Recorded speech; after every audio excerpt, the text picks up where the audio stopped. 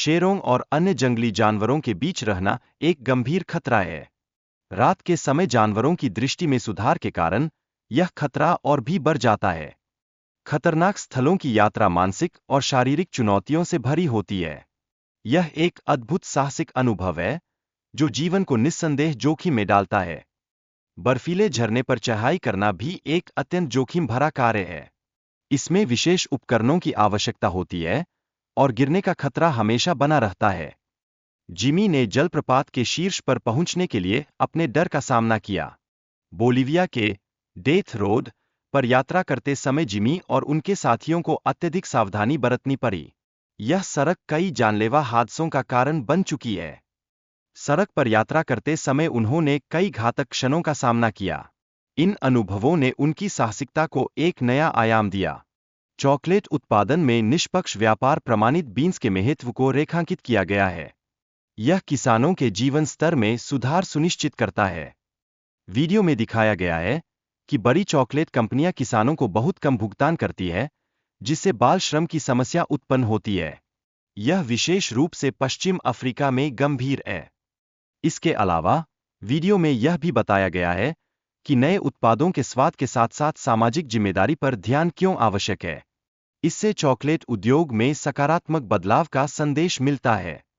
Amazon वर्षावन की सुंदरता और उसके खतरों की चर्चा महत्वपूर्ण है। यह स्थान आकर्षक होने के साथ साथ जोखिम भी प्रस्तुत करता है। झरने के पास पहुंचने के लिए कठिन और फिसलन भरे रास्तों पर चलना पड़ा।